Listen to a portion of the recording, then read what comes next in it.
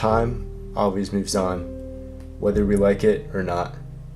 And unfortunately, there's no way to stop it.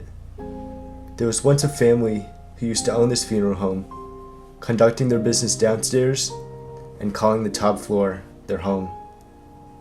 The owner loved her job, and her firm received many awards, all while being well respected in her community. One day, however, she fell ill and was unable to manage her responsibilities anymore, starting the decline of the company.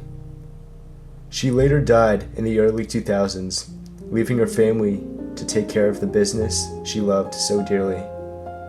It soon fell into disrepair, and the building started to be submitted to the nature of time and was left abandoned, now in the mercy of water damage and other forms of decay. Come along as we explore.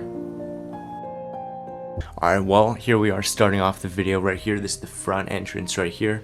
Of course, it's all boarded up now and closed, but that's okay. And we see that on the outside there's actually like vines growing through, which is really cool to see. And right here is a nice chandelier to illuminate the area, the walkway when you walk in. But this is the first room you see on the left, and we can see that there's still power in here.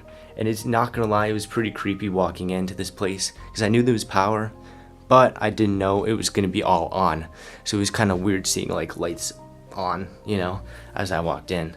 But just looking around, there's a bunch of like personal stuff, a bunch of like plaques, awards, and personal like little knickknacks and decorations, things like that.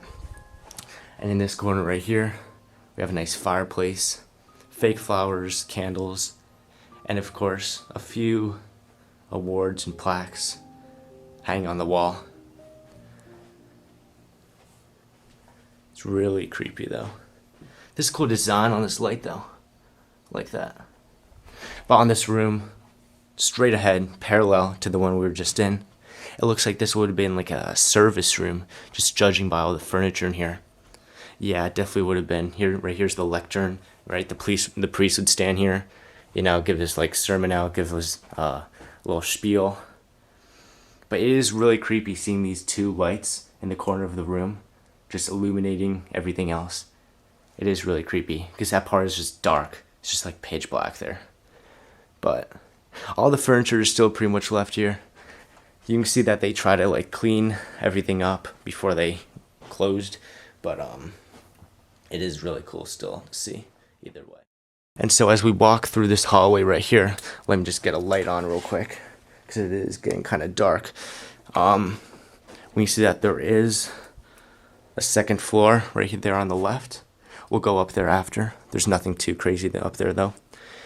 And as we continue going through here, you know what? Let's check out the other side of the chapel first. There's just like a tiny piano, a couch, you know, a few personal belongings, paintings right here. Oh, this pictures of the people that used to live here. Yeah. So a really cool piece of history about this place is that the owners actually lived upstairs and conducted their business downstairs. So upstairs we're going to see like bedrooms and kitchens and things like that. And the downstairs we're going to see the actual like funeral home part. I love the furniture though in these funeral homes. It's so elegant. It's really like, kind of has that like antique vibe, you know? Has that cool feel to it. This looks like an office space. And there's definitely a lot of trophies and awards and papers and whatnot here.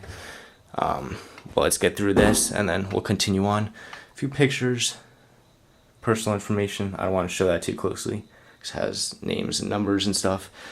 But there are definitely a lot of warnings on this piece of paper right here.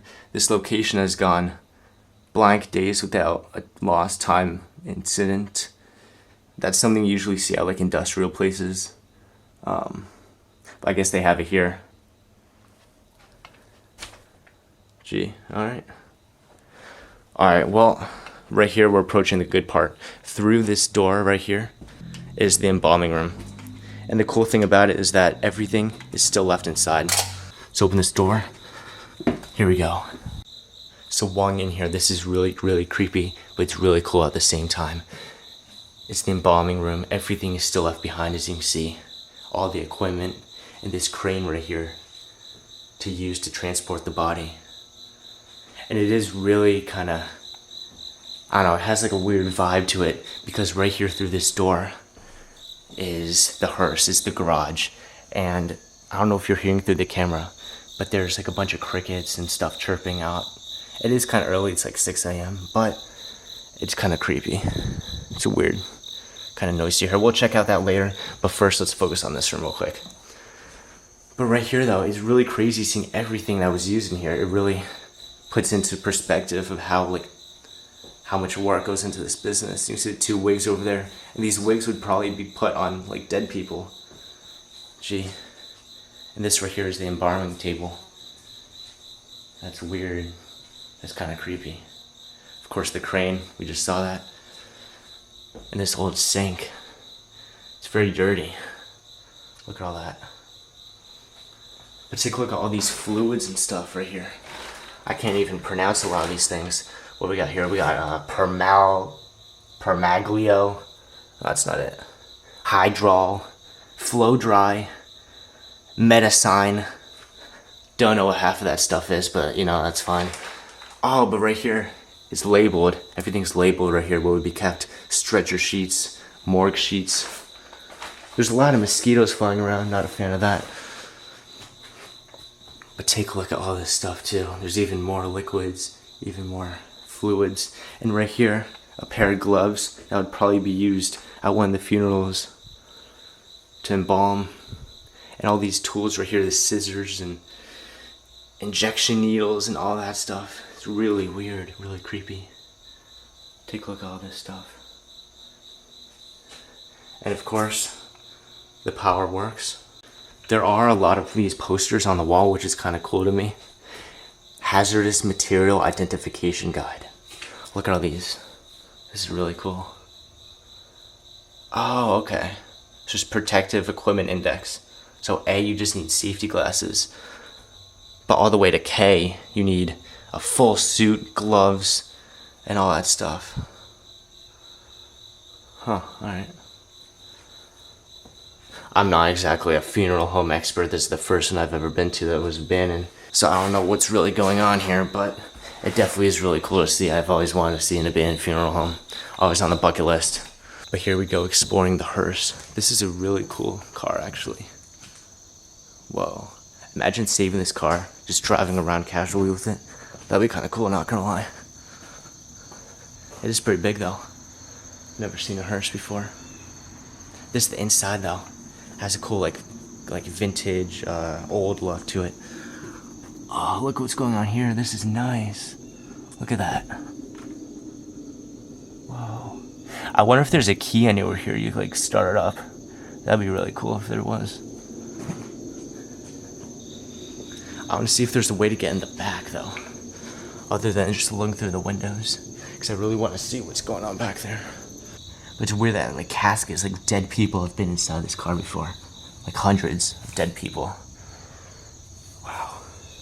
And the cool thing about this garage is that the garage doors are like green, so it's kind of giving like green kind of lighting to this place. Really cool. Big hearse though. I'm just really getting the sense of it now, how big this thing actually is.